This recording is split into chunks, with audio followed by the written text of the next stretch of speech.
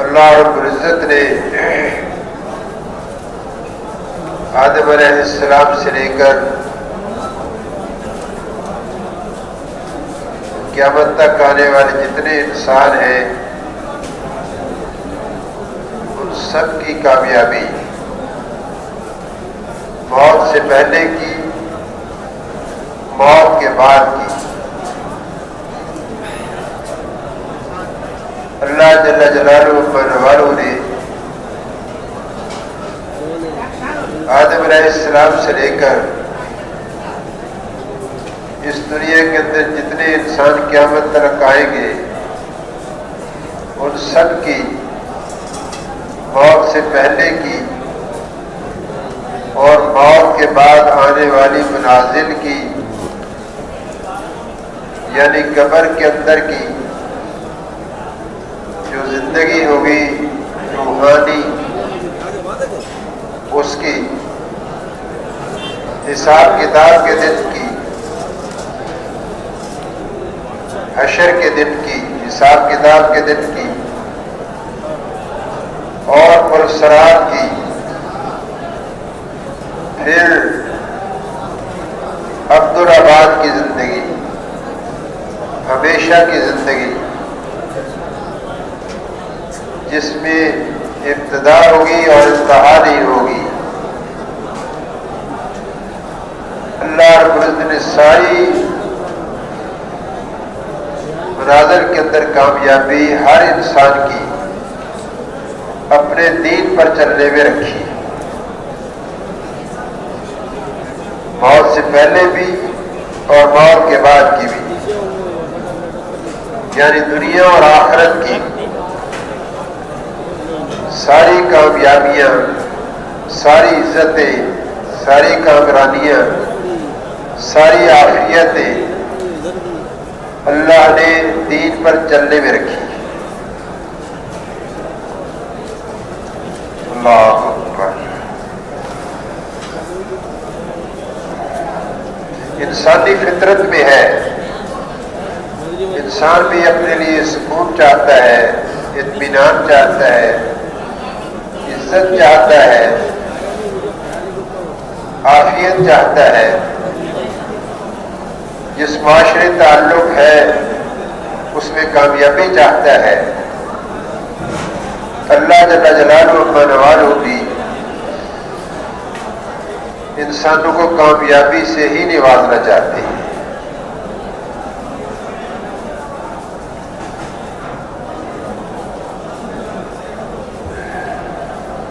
اگر جہاد کو دیکھا جائے تو حق تعالی شان بھی انسانوں کو کامیابی کرنا چاہتے ہیں، اور انسان بھی ہر فرد جتنے بھی دنیا کے اندر آ کر گئے اور جتنے قیامت تک آئیں گے، سب کے اندر کی چاہت یہی ہے کہ کامیابی ملے۔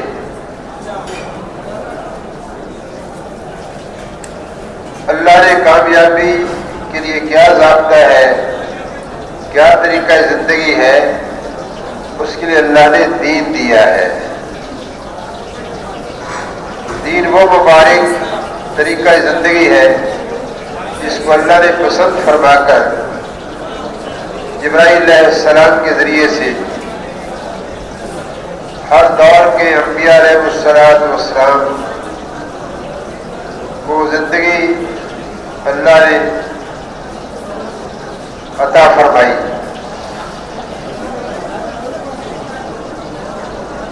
اللہ پاک چاہتے ہیں انسان دنیا میں بھی کامیاب ہو، مرنے کے بعد بھی کامیاب ہو، ہر مقام پر کامیاب ہو۔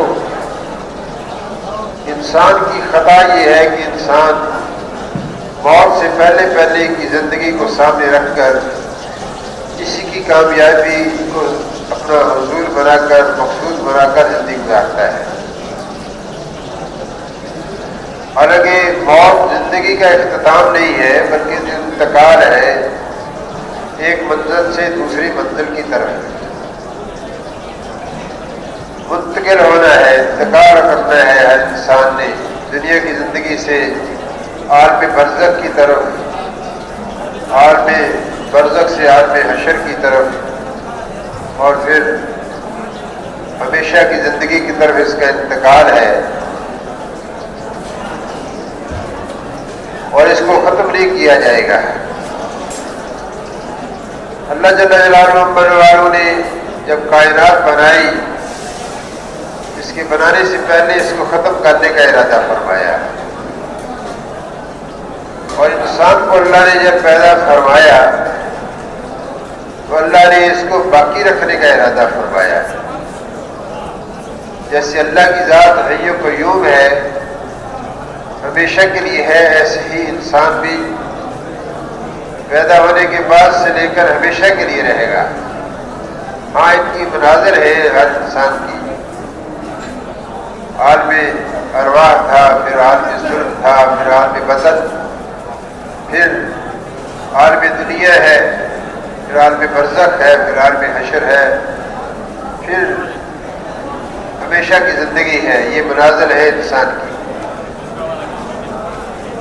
دوستوں اور بھائیوں،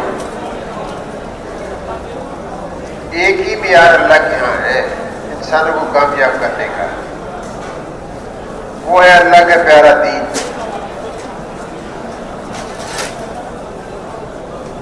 جو دین پر چلیں گے وہ کامیاب ہوں گے، جو دین پر چلے وہ کامیاب ہوئے، جو دین پر نہیں چلے وہ ناکام ہوئے، جو دین پر نہیں چلیں گے وہ ناکام ہوں گے۔ اللہ نے دنیا کی کسی چیز کو انسانوں کو کامیابی عطا فرمانے کے لیے، دنیا کی کسی چیز کو اللہ نے معیار نہیں بنایا سوائے اللہ کے پیارے دین کے۔ جو دین پر چل کر گئے وہ کامیاب ہوئے، جو دین پر نہیں چلے وہ ناکام ہوئے۔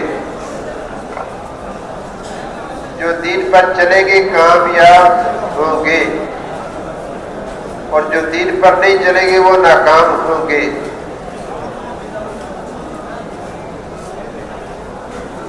اللہ اکبر! وہ کیا پیاری چیز ہے دین!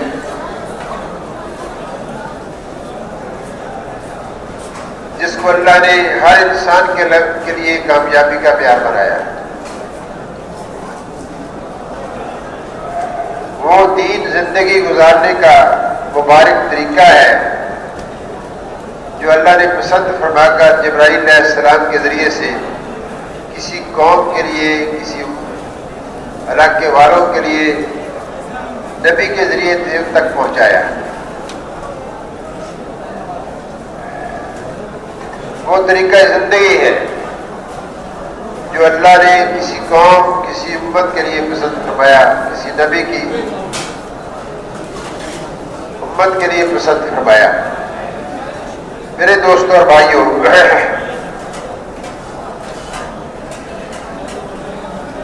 تو انبیاء علیہ السلام دنیا کے اندر تشریف لاتے رہے۔ جیسے پہلے انسان آدم علیہ السلام ہے، اللہ نے ان کو نبوت بھی عطا فرمائی۔ اس سے مراد کیا ہے؟ نبوت عطا فرمانے سے کیا مراد ہے؟ اللہ نے جو دین آدم علیہ السلام کی اولاد کے لیے ان کے زمانے کے اندر کامیابی حاصل کرنے کے لیے جیسی زندگی گزارنا چاہیے، ویسی زندگی گزارنے کے لیے اللہ نے آدم علیہ السلام کو دین دیا۔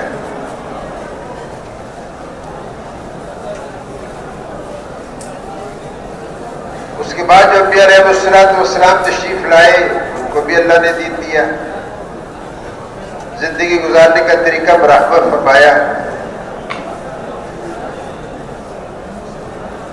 بہت سارے انبیاء علیہ السلام تشریف لائے، مختلف روایتیں ہیں، علماء کرام بیان فرماتے ہیں۔ مفتی زین العابدین صاحب رحمۃ اللہ علیہ فرمایا کرتے تھے، ایک روایت 2 لاکھ انبیاء علیہ السلام کی بھی ملتی ہے۔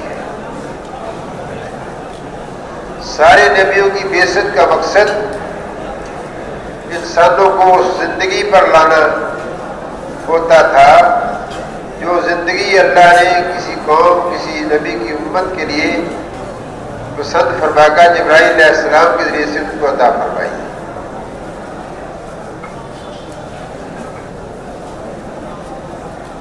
میرے بھائیوں، ہم اور آپ اگر سوچیں سوچے اس بات پر، یہ بات بہت مضبوط ہے، اس بات کے اندر کوئی جھول نہیں، اس بات میں کوئی کمی نہیں، کوئی سکم نہیں، یہ بہت مضبوط بات ہے کہ دین پر چلنے والے کامیاب ہوئے، نہ چلنے والے ناکام ہوئے، اور دین پر نہ چلنے والے مرنے کے بعد بھی ناکام ہوں گے،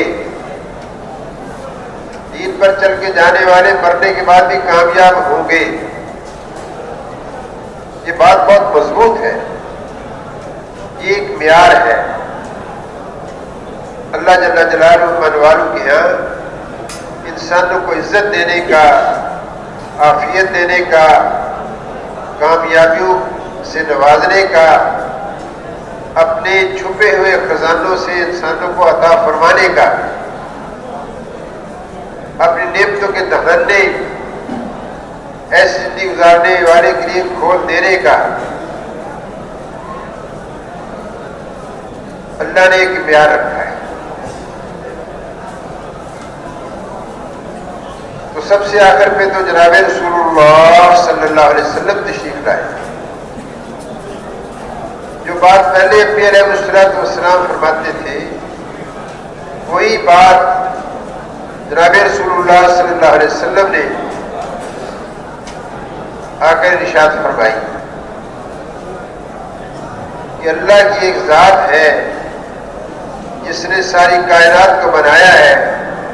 پہلے نبی بھی یہی بات فرماتے تھے، کتوں کی پرستش چھوڑو، آگ سورج کی پرستش چھوڑو، اس کی بندگی چھوڑو، ہاں اللہ کو مانو، اللہ کی مانو، کوئی اللہ نے جو دین دیا اس پر زندگی گزارو۔ حضور اکرم صلی اللہ علیہ وسلم کو اللہ نے یہی چیز عطا فرمائی، اللہ لا الہ الا هو الحی القیوم، اللہ کی ذات حی و قیوم ذات ہے، وہی الہ ہے، وہی بندگی کے لائق ہے، وہی سجدے کے لائق ہے، وہی ذات ہے جس کی بات کو مانا جائے، وہی ذات ہے جس کے سامنے سر کو جھکایا جائے اور جس کے ہر حکم کو پورا کیا جائے۔ آپ صلی اللہ علیہ وسلم نے یہ بات فرمائی، گویا دین ہی پر عمل کرنے کی طرف متوجہ کیا۔ پھر اللہ پاک نے جو حضور صلی اللہ علیہ وسلم کے ذریعے سے ہمیں اور آپ کو قرآن کریم جیسی نعمت عطا فرمائی، اس کتاب مبارک کے اندر بھی اللہ پاک نے پہلے انبیاء علیہ السلام کی قوموں کے قصے بیان فرمائے، امت محمد صلی اللہ علیہ وسلم کی رہنمائی کے لیے۔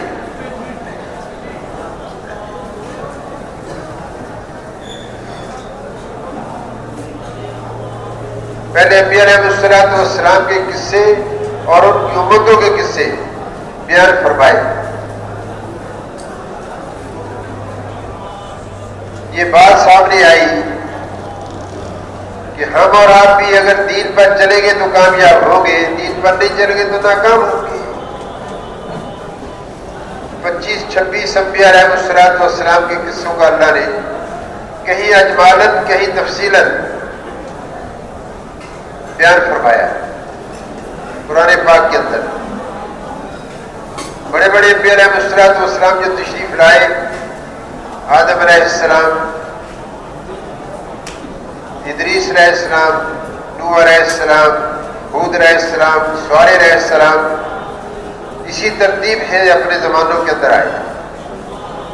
ان کے قصے اللہ نے بیان فرمائے کہ ان کی امتوں نے، ان کی قوموں نے دین مبارک کو کامیابی کا معیار سمجھنے کی بجائے حال کے اندر جو ان کی خواہشات تھی یا ان کے تقاضے تھے، چیزیں پھیلی ہوئی تھی، ان کو اپنی کامیابی کا بنا کر چلے، کامیابی کا معیار بنا کر چلے۔ اسی لیے ملک کو حاصل کرنا، ملک کی بادشاہت مل جائے، سارے ملک کے اندر میں عزیز ہو جاؤں، عزت والا بن جاؤں، اس کو مقصود بنا لیا۔ کسی نے یہ کہا کہ اکثریت میرے ساتھ ہو جائے تو جب میں کامیاب ہو جاؤں گا، اس کو معیار بنا لیا۔ کسی نے مال کو بنیاد بنا لیا، زیادہ سے زیادہ مال میرے پاس جمع ہو جائے گا تو پھر میں کامیاب ہو جاؤں گا۔ اور کسی نے تجارت کو کامیاب ہونے کا معیار بنا لیا، میری تجارت بہت وسیع و عریض ہو جائے گی جب میں کامیاب ہو جاؤں گا۔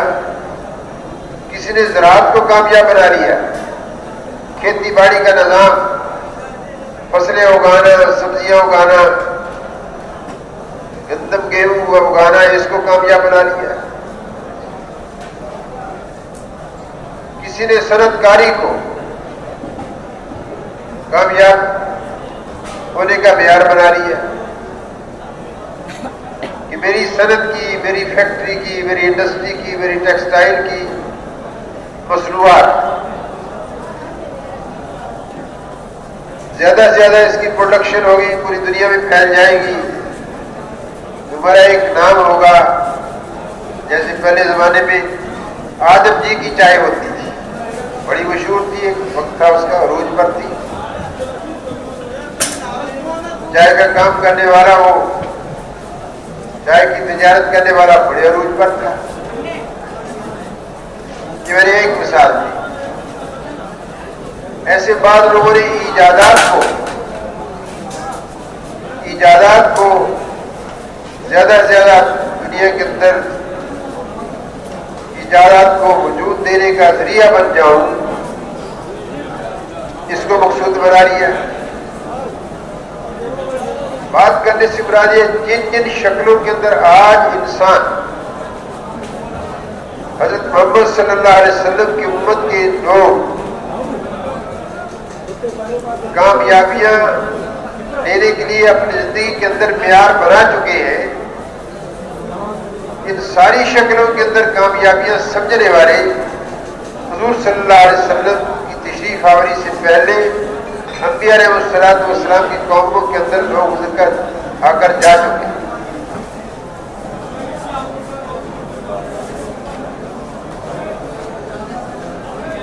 ایک طرف مادی شکلیں ہیں کامیابی کی جن کو انسانوں نے سمجھا، دوسری طرف روحانی شکل ہے کامیابی کو حاصل کرنے کی جس کو اللہ نے عطا فرمایا، روحانی شکل کامیابی سمجھنے کی جس کا نام دین مبارک ہے۔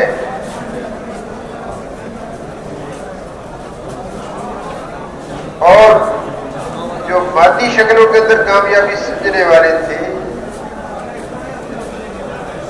وہ تو ناکام ہوتے چلے گئے، اور جو روحانی زندگی، دین والی زندگی کو کامیابی کا معیار بنا کر چلنے والے تھے، اللہ نے ان کو کامیاب کیا۔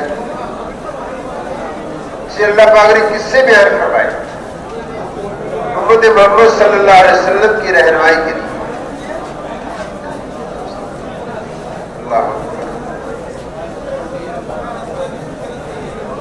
ایک بات اور عرض کرتا ہوں،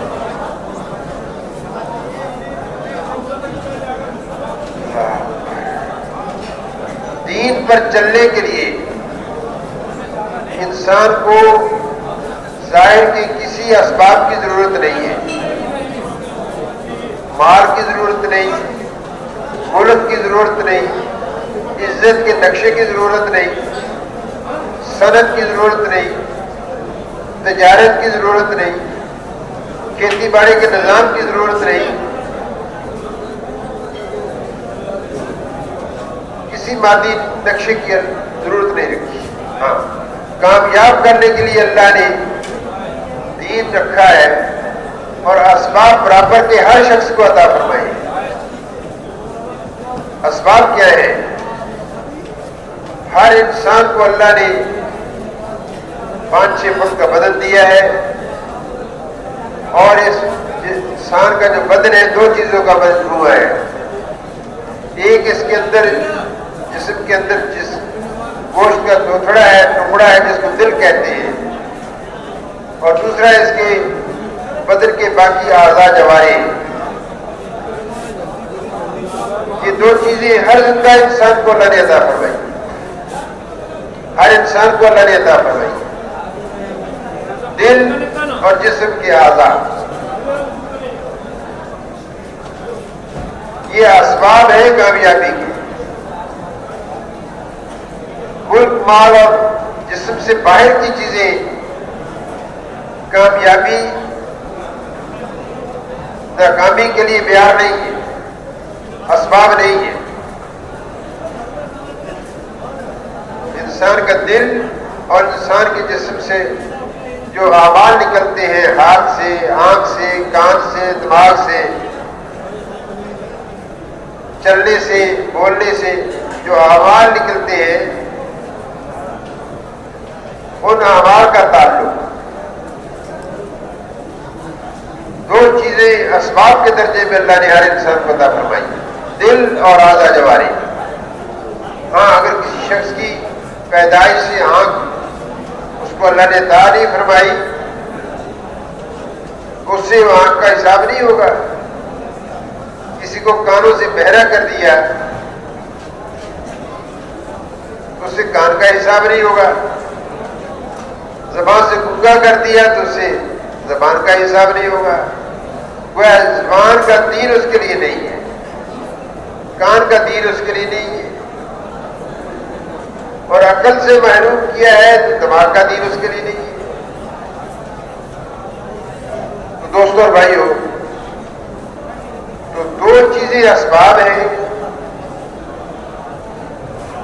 ایک دل اور جسم کے اعضاء جوارح. دین کیا کہتا ہے؟ دین یہ کہتا ہے کہ اللہ پاک چاہتے ہیں ان جسم کے اندر سے وہ اعمال نکلیں جیسے اللہ چاہتے ہیں، اور جن چیزوں سے بچنے کا اللہ کی ذات عالی نے حکم فرمایا ہے ان سے انسان بچ جائے. کرنے والے احکامات کو عملی طور پر کر لینا اور نہ کرنے والے جو احکامات ہیں ان سے بچ جانا، اسی کا نام دین ہے. میں آسان الفاظ میں عرض کرتا ہوں، اس کے لیے اللہ نے نبی کی زندگی کو نمونہ بنایا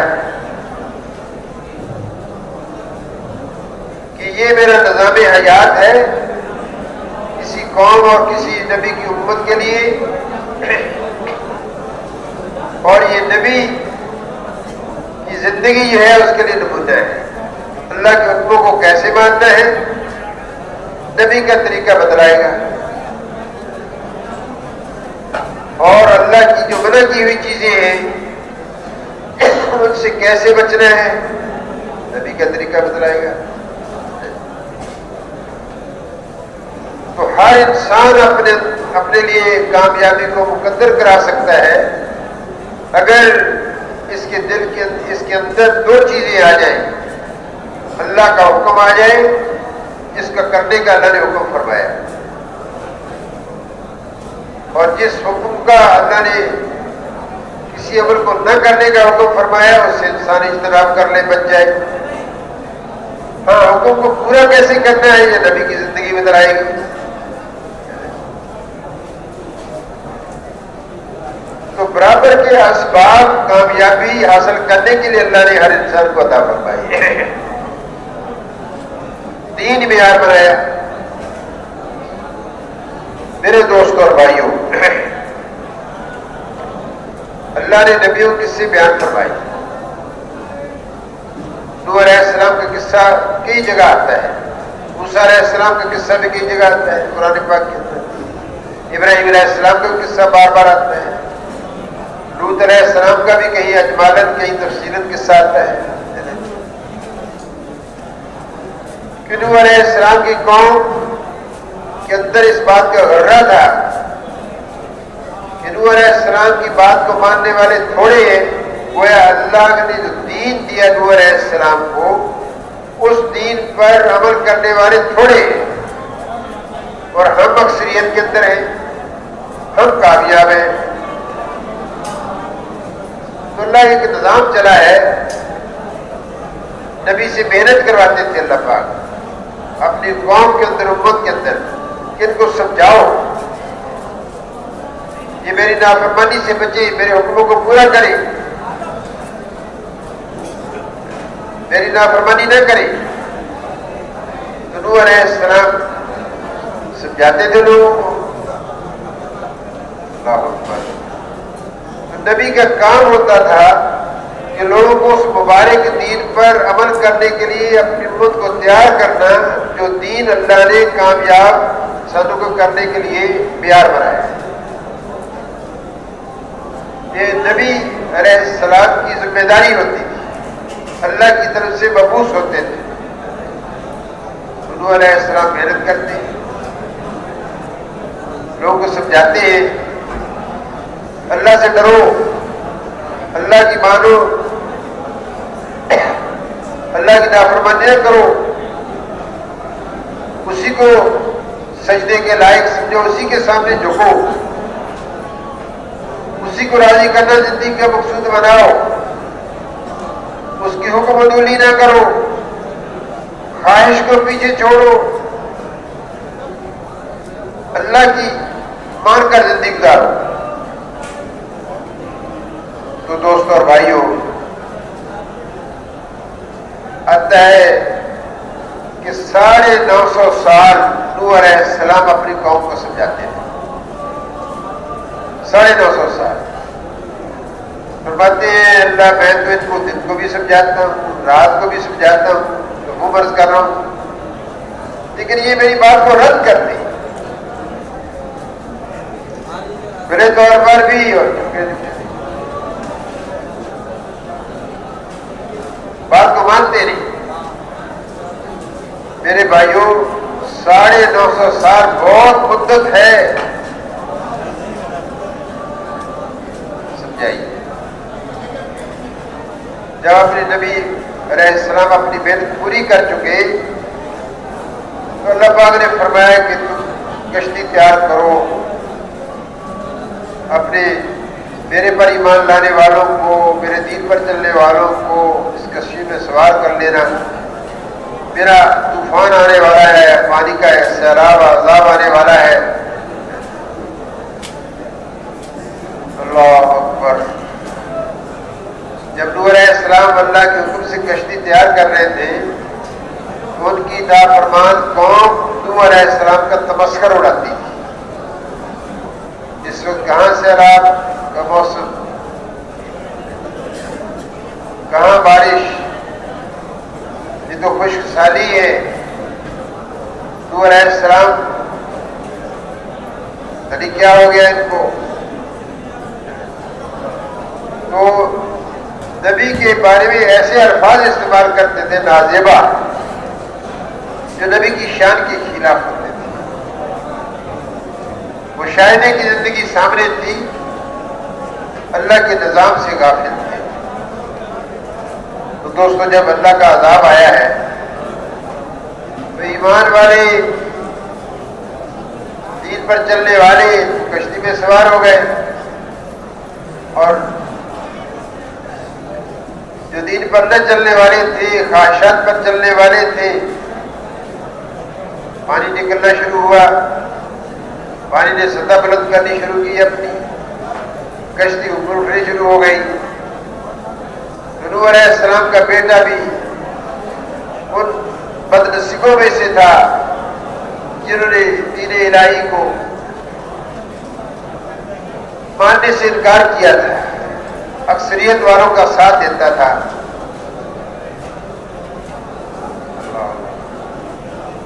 نوح علیہ السلام نے فرمایا ہے میرے بیٹے، تم بھی اللہ پر ایمان لے آؤ، کشتی میں سوار ہو جاؤ اور اللہ کی ذات کو تسلیم کر لو، اسی کی عطا کی ہوئی مبارک زندگی کے اندر کامیابی ہے۔ اس نے ظاہر کو دیکھا، اس کے بیٹے نے، نوح علیہ السلام کے بیٹے نے، کہتا میں تو پہاڑ پر چڑھ جاؤں گا، اپنے آپ کو بچا لوں گا۔ ایک موج پانی کی آئی دوستو، پہاڑ کی چوٹی سے اپنے ساتھ بہا کر لے گئی۔ نوح علیہ السلام کی بیوی کا بھی یہی اشر ہوا، وہ بھی ایمان نہیں لائی تھی، اس نے بھی دین پر چلنے سے انکار کیا تھا۔ علماء فرماتے ہیں کہ آگے اللہ پاک نے ایک لطیف سی بات بیان فرمائی۔ نوح علیہ السلام نے اللہ سے عرض کیا اللہ تیرا وعدہ ہے تو نبیوں کی اہل کو ضائع نہیں کرے گا؟ اللہ پاک نے فرمایا نہیں نہیں، یہ تیرے اہل میں سے نہیں ہے۔ حالانکہ جنسی طور پر نوح علیہ السلام کا بیٹا نوح علیہ السلام ہی کا بیٹا تھا، اللہ نے فرمایا کہ یہ تیرے اہل میں سے نہیں ہے۔ کیوں؟ وجہ بتائی اللہ نے۔ وجہ یہ تھی کہ اس کا عمل صالح نہیں ہے، اس نے اس نیک عمل، اس نیک زندگی، اس دین والی زندگی کو پڑھنے سے انکار کیا ہے، اس لیے تیرے اہل سے نکل گیا۔ تو ہر نبی کے قصے کے اندر دو ہی چیزیں ملتی ہیں، جو تو دین پر چلے وہ تو بچے، اللہ کے غضب اور غصے سے جو طوفان کی شکل میں آیا، یا فرشتے کی چیخ ہوئی شکل میں آیا، یا زلزلے کی شکل میں آیا، یا مچھروں کی طوفان کی ذریعے مچھروں کی شکل میں آیا، جیسے موسیٰ علیہ السلام کی بنی اسرائیل پر 9 قسم کے عذاب آئے، کئی ٹڈیاں آ گئی، کئی منہ سے خون نکل رہا ہے، جو کہتے ہیں جو پانی پیتے ہیں خون بن جاتا ہے، جو نوالا اگر لیتے ہیں وہ پانی بن جاتا ہے، خون بن جاتا ہے۔ دین پر چلنے والے کامیاب ہوئے، دین پر چلنے والے ناکام ہوئے۔ دنیا سے صفحہ ہستی سے اللہ پاک نے دین پر نہ چلنے والوں کو ایسا عذاب بھیجا کہ سارے کے سارے ہلاک ہو گئے۔ ہود علیہ السلام کی قوم کو اللہ نے ہوا کے ذریعے سے ہلاک کر دیا۔ لوط علیہ السلام کی نافرمان قوم پر اللہ پاک نے پتھروں کی بارش برسائی۔ پتھروں کے اندر سے آواز آتی تھی کہ فلاں نافرمان کے سر پر، فلاں دین سے منکر کے سر پر جا کر لگے گا، رفو برس کر۔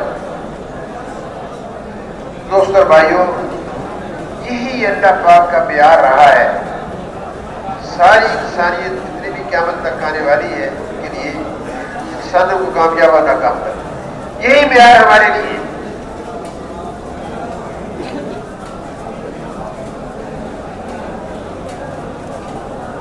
حضور صلی اللہ علیہ وسلم پر اللہ نے نبوت ختم فرما دی، اب قیامت تک کوئی نبی نہیں آئے گا، لیکن قیامت تک جتنے انسان آئیں گے ان سب کو جو کامیابی ملے گی دنیا اور آخرت کی ساری منازل کی، وہ آپ صلی اللہ علیہ وسلم کے لائے ہوئے دین پر چلنے سے ملے گی، جس دین کا نام دین اسلام ہے۔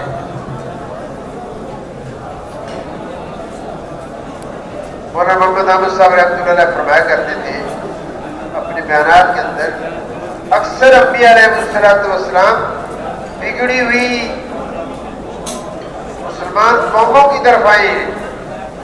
نبی کے جانے کے بعد ایمان میں ذوق، اعمال میں ذوق، دینی زندگی مفقود، اس کے اندر انحطاط آنا، اس سے انحراف ہو جانا، نبی کے جانے کے بعد ہی ہوتا تھا۔ اللہ پاک اور نبی بھیج دیتے، تو کوئی قوم ایسی نہیں جس کی طرف اللہ نے نبی نے بھیجا ہو، ہدایت دینے والا نے بھیجا ہو۔ کبھی اللہ فرماتے ہیں کسی قوم پر اس وقت تک اللہ عذاب نہیں لائے جب تک ان کو اللہ کی ذات سے ڈرانے والے نہیں بھیجے ان کی طرف۔ تو دوستو اور بھائیوں، یہی ایک معیار ہمارے آپ کے لیے۔ قرآن پاک یہ عبرت کی کتاب ہے، یہ ہمارے لیے رہنمائی کی کتاب ہے، اپنے لیے راستہ متعین کرنے کی کتاب ہے، اور بہت مبارک کتاب ہے قرآن عظیم۔ ہم اور آپ بھی دین پر چلیں گے تو کامیاب ہوں گے، دین پر نہیں چلیں گے تو ناکام۔ اب رہی بات جو مالو اسباب اللہ نے عطا فرمایا ہے، کسی کو زراعت کے نقشے میں رکھا، کسی کو تجارت کے نقشے میں رکھا، کسی کو صنعت کے نقشے میں رکھا، کسی کو تعلیم اور ایجادات کے نقشے میں رکھا، کسی کو محنت مزدوری کے نقشے میں رکھا۔ ہاں، اس شعبوں کے اندر چلتے ہوئے بھی اگر ہم اللہ کے احکامات کی رعایت کر کے چلیں گے اور اللہ کے احکامات کو حضور صلی اللہ علیہ وسلم کی زندگی کا نمونہ بنایا ہے، ان کی زندگی کے اعمال کو ان شعبوں کے اندر پورا کرتے ہوئے چلے گئے تو اس سارے شعبوں کے اندر اللہ کے احکامات کو زندہ کرنا، نبی کی سنت کو زندہ کرنا، یہ بھی کامیابی کا ذریعہ بنے گا۔ ان شعبوں سے لگنے سے منع نہیں کیا، بلکہ ان شعبوں کے اندر جو اللہ نے دین رکھا ہے، جو احکامات رکھے، ان کو پورا کیا۔ تو میرے دوست اور بھائیوں، اللہ ہم سب کو توفیق عطا فرما دے۔ یہ ہمارا اجتماع اسی بات کے لیے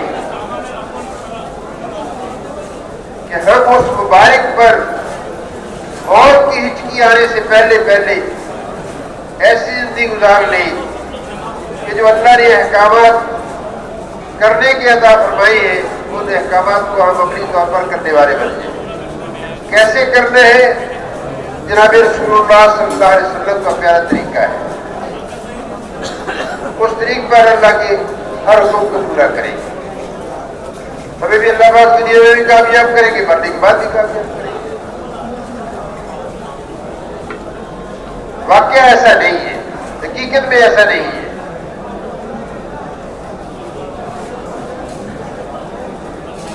تو اجتماعات اس لیے کیے جاتے ہیں کہ ہم مسلمان اکٹھے ہوں، اس مبارک زندگی کا تذکرہ کریں، دین والی زندگی کا، اس پر چلنے کے فائدے بتائیں، کتنی خیریں ہیں، کتنی برکتیں ہیں، کتنی منفعت ہے، دنیا کے اعتبار سے مرنے کے بعد کتنی بڑی عزتیں اللہ نے رکھی ہے، اس کا بار بار مذاکرہ کریں، ان کو سوچیں، ان کو دہرائیں، کوئی اپنی منزل کو یاد رکھیں، تاکہ ہمارے اندر بھی اس دین پر چلنے کی استعداد پیدا ہو جائے۔ تو دوست اور بھائیوں، دین متوجہ ہے ہر انسان کی طرف، اور دین پر وہ عمل کرے گا، اللہ اکبر، جس کے دل کے اندر وہ جذبہ ہوگا، یہ جذبہ ہوگا کہ اگر اللہ کے احکامات کو پورا کروں گا تو کامیابی ملے گی، دنیا کی بھی، آخرت کی بھی، قبر کی بھی، حشر کی بھی، ابتلابات کی بھی۔ اور اللہ کے حکم کو نہیں پورا کریں گے، دنیا میں بھی ناکامی، مرنے کے بعد بھی آخرت میں ناکامی، جس کا یہ جذبہ ہوگا۔ دوستوں بھائیوں، یہ جذبہ بنتا ہے دعوت دینے سے، دعوت دینے سے یہ جذبہ بنتا ہے، کیونکہ دل ہے انسان کا اصل بادشاہ سارے اعضاء جوارے پر۔ جو چیز دل میں آ جاتی ہے اس کو انسان کرتا ہے، جو چیز دل کو بھا جاتی ہے اسی چیز کو انسان حاصل کرنے کی کوشش کرتا ہے۔ تو دل ہے اصل، اس لیے حضرات انبیاء علیہ السلام کی محنت کا میدان کھیتی باڑی نہیں تھا، اور تجارت کے نقشے پھیلانا نہیں تھا، صنعت و حرفت کرنا نہیں تھا۔ حضرات انبیاء علیہ السلام کی محنت کا مرکز، محنت کا میدان انسانوں کے گروپ تھے۔ دل کی مثال زمین کی سی ہے، اگر زمین پر محنت ہو جائے، اس کو فصل اگانے کے قابل بنایا جائے تو پوری پیداوار دیتی ہے۔ اگر زمین پر محنت نہ کی جائے، بھائی اسی زمین کے اندر سے جو پیداوار مطلوب ہوتی نہیں ملتی۔ اس لیے میرے بھائی اور دوستوں، انبیاء علیہ السلام نے آ کر دنیا کے اندر انسانوں کے دلوں پر محنت کی، محنت کیا کی؟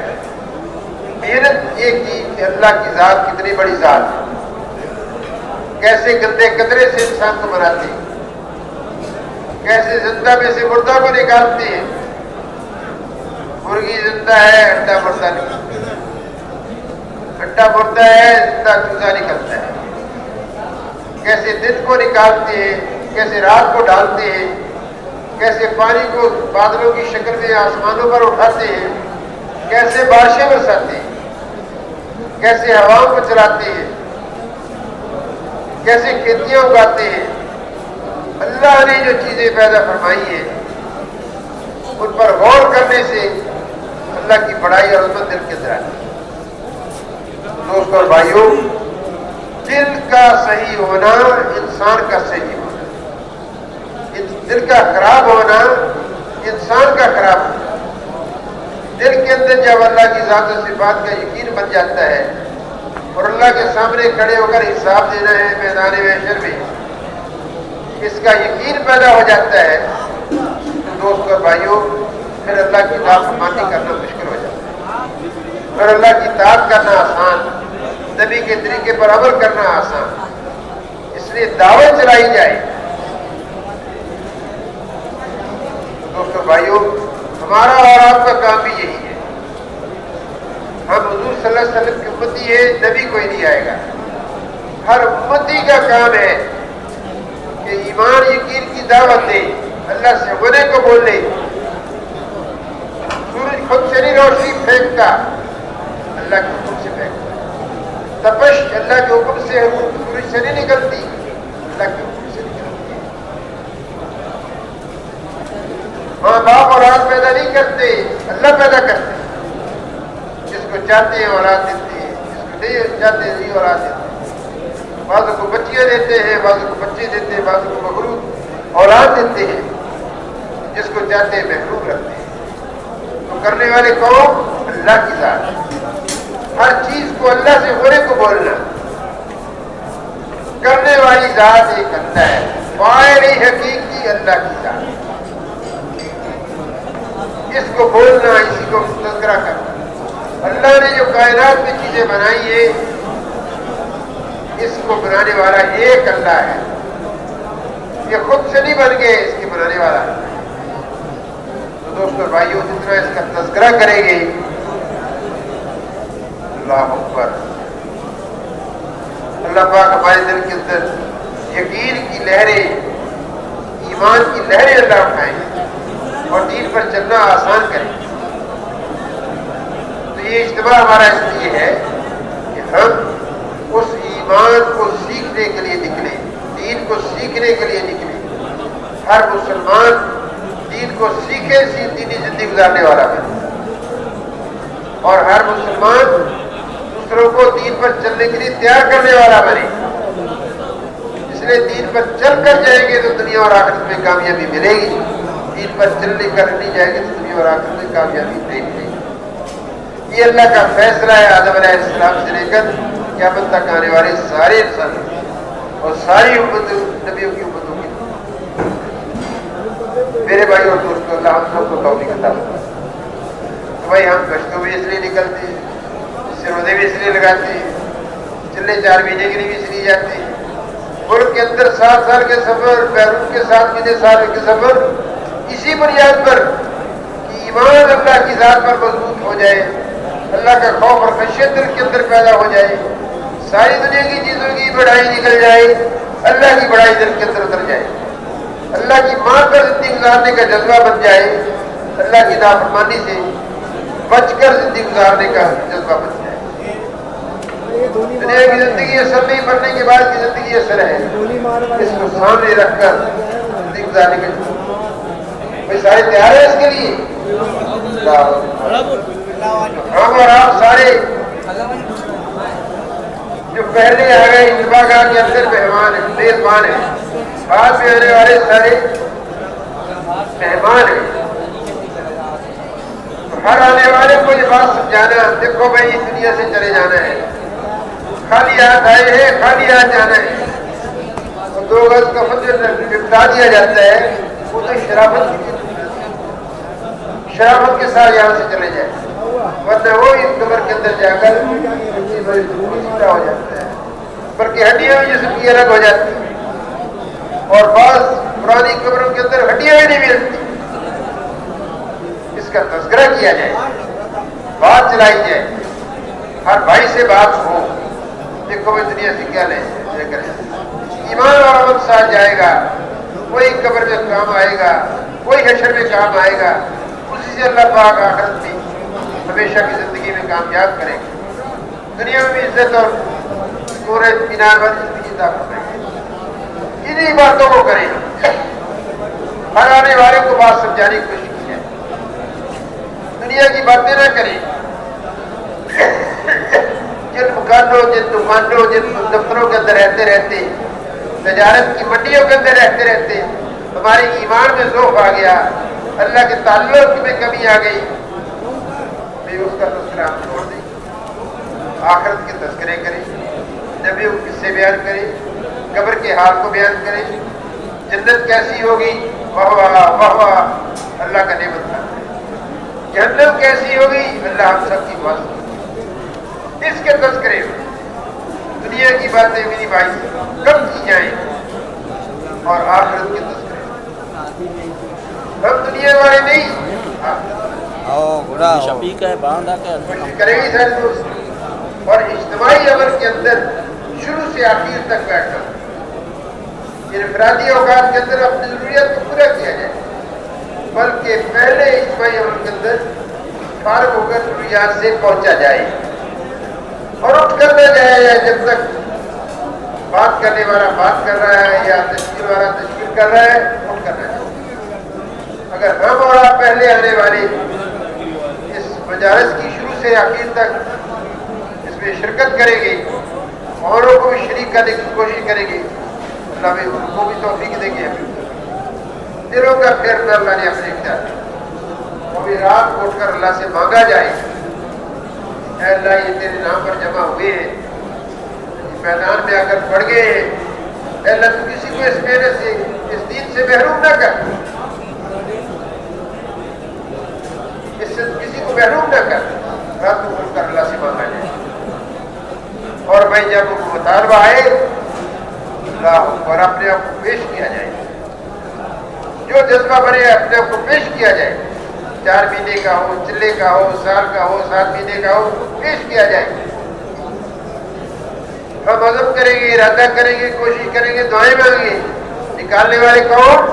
اللہ کی ذات، اللہ کی کوشش کریں گے سارے بھائی، اللہ ہم سب کو توفیق دے، نماز کی تیاری فرما دے، مگر بات ماشاءاللہ اسی سے بات ایک دوسرے کو تیار بھی کرتے رہیں، اور ابھی غروب ہونے والا ہے، انشاءاللہ نماز کی تیاری فرمائیں، جن بھائیوں کا وضو نہیں ہے وہ وضو فرما لیں، اور جن بھائیوں کا وضو ہے وہ صفوں میں بیٹھ کر اللہ تعالیٰ سے دعائیں مانگے، اللہ تعالیٰ جو ہے ہم سب کو قبول فرمائے، ہر آنے والے کو قبول فرمائے، اللہ تعالیٰ اس کام کو ہماری زندگی کا مقصد بنانے کی مکمل توفیق عطا فرمائے، ایک دوسرے کو تیار بھی فرمائے، انشاءاللہ مغرب کی نماز کے بعد تفصیلی طور پر بیان ہوگا، اول سے آخر تک سب جڑنے کی کوشش فرمائیں، اور جو دل میں ارادہ ہے اس کا اظہار فرمائیں۔